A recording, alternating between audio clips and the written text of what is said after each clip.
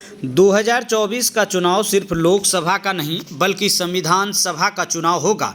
देश के लोगों को सोचना होगा कि संविधान रहेगा या नहीं, संवैधानिक संस्थाएं रहेगी या नहीं, संविधान में जो सामाजिक न्याय का प्रावधान है वह रहेगा या नहीं, देश की विविधता रहेगी या देश गृह युद्ध में जाएगा। यह बातें देश के जाने माने राजनीतिक चिंतक, चुनावी विश्लेषक और भारत जोड़ो अभियान के संयोजक योगेंद्र यादव ने बीपी मंडल की 105वीं जयंती के मौके पर कोसी नवनिर्माण मंच के द्वारा आयोजित एक कार्यक्रम में कही है। योगेंद्र यादव का मधेपुरा आने के दौरान कई जगहों पर जोरदार स्वागत किया गया। श्री यादव सबसे पहले बीपी मंडल जी के पैतृक गांव मुरहो पहुंचे, जहां उन्होंने उनके समाधि पर माल्यार्पण किया। बाद में मधेपुरा के कार्यक्रम को संबोधित करते हुए उन्होंने कहा कि आज देश की संस्कृति, देश के संविधान को बचाने की जरूरत है। आज देश के संविधान को बदलने की कोशिश हो रही है।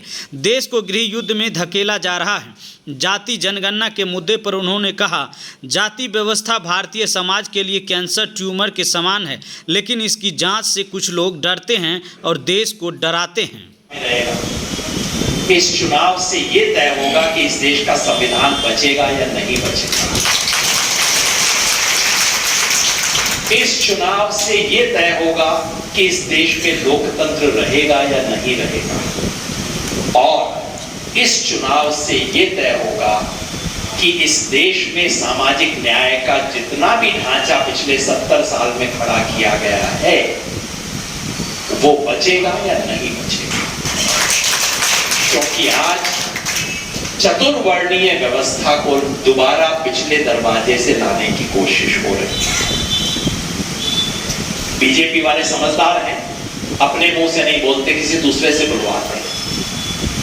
तो प्रधानमंत्री की आर्थिक सलाहकार परिषद के अध्यक्ष विवेक देबरॉय ने लेख लिखकर खुले तौर पे कहा है इस देश के संविधान को खारिज कर देना चाहिए, अब एक नया संविधान बनाना चाहिए।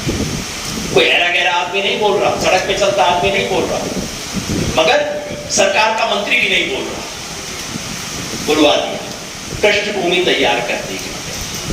आरएसएस के लोग दिन रात बोलते ही रहते हैं आरक्षण को खत्म करना है।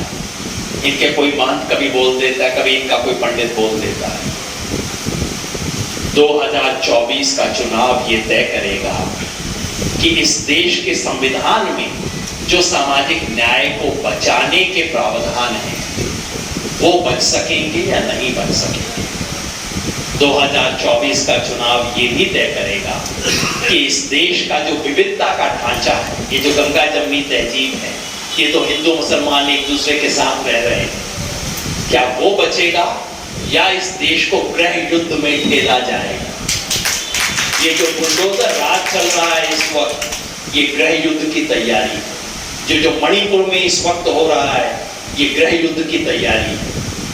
इसलिए मैं कहता हूं, बिना अतिशयोक्ति के कहता हूं, ठंडे मन से कहता हूं, 2024 का चुनाव लोकसभा का चुनाव नहीं है, ये संविधान सभा का चुनाव है। इस देश का भविष्य अगले 50 साल तक क्या होगा उसका चुनाव है। और उसमें सामाजिक न्याय की राजनीति बहुत बड़ा रोल अदा कर सकती है। सामाजिक न्याय की तमाम ताकतों की इस वक्त देश में केवल और केवल एक जिम्मेवारी है, देश बचाओ। इस देश में आग लगने से बचाओ। और इस देश को आग लगने से बचाने का दायित्व आज अल्पसंख्यकों के पास नहीं है। वो शिकार हैं इस चीज के, वो कुछ नहीं कर सकते फिलहाल। लेकिन अगर सामाजिक न्याय की शक्तियां खड़ी हो जाएं तो वो रोक सकती हैं, इसे देश को आग लगाने की साजिश को रोक सकती है। लेकिन वो तभी होगा अगर सामाजिक न्याय की राजनीति सच्चे अर्थ में सामाजिक न्याय की राजनीति बने, मेरी जाति के लिए सत्ता पे कब्जा करने की राजनीति ना बने। सामाजिक न्याय की राजनीति का एक सपना होगा। वो सपना मैं बहुत बार देखता हूं। कोई कहते हैं सामाजिक न्याय में क्या होगा, मेरे मन में कई बार सपना आता है। और अगर इस देश की सामाजिक न्याय की राजनीति अपने आप को उस सपने से बांध ले